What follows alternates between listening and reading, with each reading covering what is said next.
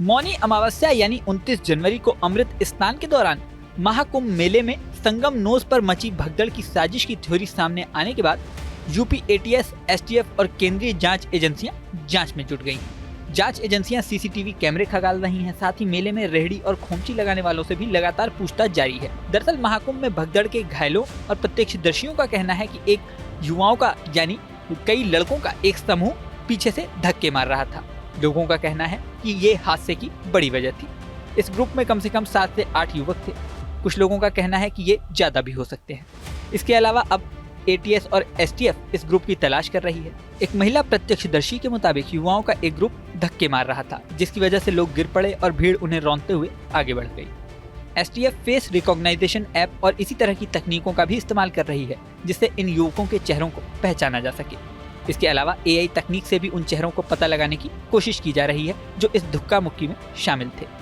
CCTV कैमरों को भी लगातार खंगाला जा रहा है। हालांकि अभी तक किसी को भी हिरासत में नहीं लिया गया है, लेकिन ये दावा किया जा रहा है कि एसटीएफ को कुछ सबूत जरूर मिल गए हैं। मीडिया रिपोर्ट्स के अनुसार एसटीएफ का फोकस इस समय उन फोन नंबर्स पर भी है जो उस दिन संगम नोज पर एक्टिव थे। यही नहीं, करीब 16,000 से ज्यादा नंबरों को एसटीएफ खंगाल रही है।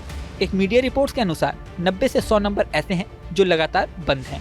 अब एसटीएफ उन्हें संदिग्ध के दायरे में रख रही है। माना जा रहा है कि इनमें से कुछ नंबर उन युवकों के भी हो सकते हैं जो धक्का मुक्की में शामिल थे।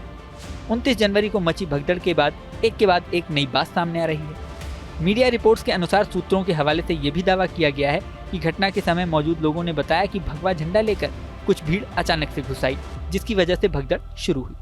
प्रशासन के आंकड़ों के मुताबिक इस भगदड़ में 30 लोगों की मौत हो गई थी, जबकि करीब 40 से 50 लोग घायल हुए थे। हालांकि विपक्ष आरोप लगा रहा है कि प्रशासन सही आंकड़ों को छुपा रहा है। मौत के आंकड़े इससे कहीं ज्यादा हो सकते हैं। सपा के एक नेता ने तो ये भी दावा किया कि मरने वालों की संख्या हजारों में थी। रिपोर्ट्स के अनुसार झूसी में भी इसी तरह की भगदड़ हुई थी। मीडिया रिपोर्ट्स में दावा किया गया है कि जिस दिन संगम नोज पर भगदड़ हुई उसी समय झूसी में भी भगदड़ हुई थी। इसमें भी कुछ लोगों की मौत हो गई थी। इसके अलावा प्रयागराज से अयोध्या के बीच जाम की समस्या भी सामने आ रही है। दरअसल महाकुंभ स्नान के लिए लोग प्रयागराज पहुंच रहे हैं। इसी के साथ बनारस और अयोध्या भी दर्शन करने का प्रोग्राम बना रहे हैं। खासतौर से जो लोग दूर से आए हैं वो एक साथ 2 या 3 तीर्थ स्थलों के दर्शन करने की कोशिश कर रहे हैं। इस वजह से इन रास्तों पर ट्रैफिक बहुत हैवी है और जाम की समस्या देखी जा रही है। जाम से निपटने के लिए प्रशासन को अतिरिक्त इंतजाम करने पड़ रहे हैं। मौनी अमावस्या के बाद 3 फरवरी को बसंत पंचमी के दिन अंतिम अमृत स्नान था। इस वजह से बसंत पंचमी पर अतिरिक्त सुरक्षा रखी गई थी। महाकुंभ मेले में 60,000 से ज्यादा जवान तैनात किए गए थे। भीड़ को संभालने के लिए 100 से ज्यादा नए एपीएस को भी उतारा गया था। हेलीकॉप्टर से भी भीड़ की मॉनिटरिंग की गई। 2750 सीसीटीवी कैमरे भी लगाए गए। यही नहीं, लखनऊ में सीएम आवास पर ही कंट्रोल रूम बनाया गया। सीएम के साथ साथ डीजीपी और प्रमुख सचिव गृह सुबह 3 बजे से ही मॉनिटरिंग करने में लग गए थे। इस वीडियो में फिलहाल इतना ही। बने रहे न्यूज नेशन के डिजिटल प्लेटफॉर्म पर। न्यूज नेशन अब व्हाट्सएप पर।